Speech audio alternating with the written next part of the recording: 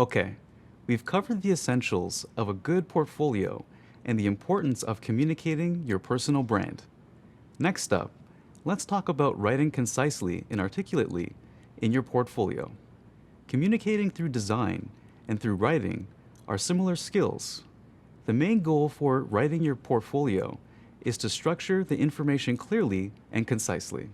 Focus on highlighting the most important parts of your story and keep your writing succinct and easy to skim. Most recruiters and hiring managers review a lot of portfolios. You want them to stay engaged. Let's start with your introduction.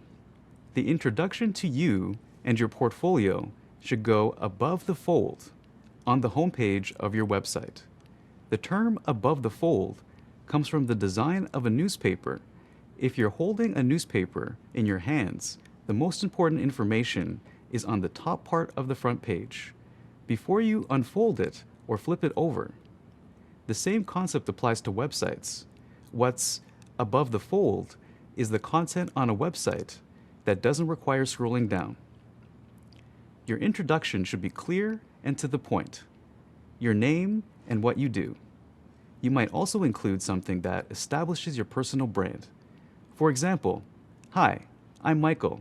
I believe that creative collaboration between design and technology is the magic that takes experiences from good to great." If a recruiter is searching for a motion designer and can immediately tell that's your specialty by glancing at the introduction on your home page, then great. They're more likely to continue going through your portfolio. But if your homepage uses vague language or doesn't communicate anything at all, the recruiter might not bother going further. Next up, the About Me page. This is exactly what it sounds like, a professional page about you. Try reading About Me pages on the websites of a few UX designers or companies you admire. You can write in more detail on your About Me page, since you want potential employers and recruiters to be able to learn more about you. You might include what kind of work you do, what you're passionate about, or things you value, where you work currently if your job is in a related field, your credentials, like this certificate and any additional education, any notable projects, clients, or awards, and your contact information, including your email address, links to your profiles on professional networking sites, and where you currently live. And finally, you want to include descriptions of your work in your portfolio. Within the case study for each project, you should write about the topics we discussed earlier, such as your role in the project, your process, and the final design. Throughout your portfolio, let your designs tell the story and provide evidence of your talent.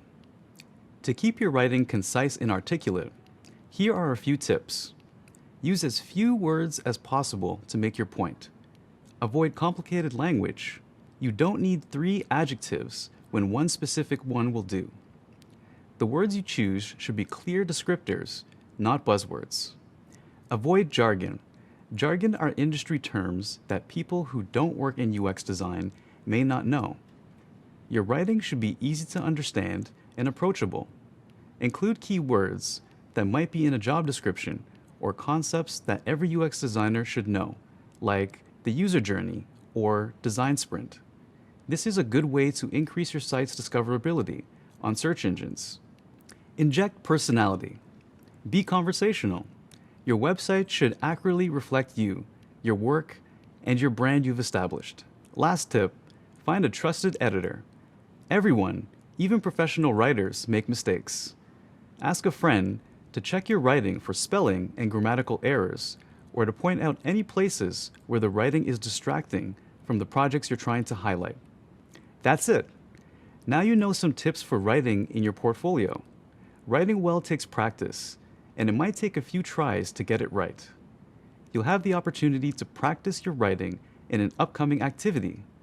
If you're having trouble, check out the discussion forum and ask a classmate for advice. Coming up, we'll talk about building a cohesive and consistent presence online. Let's keep going.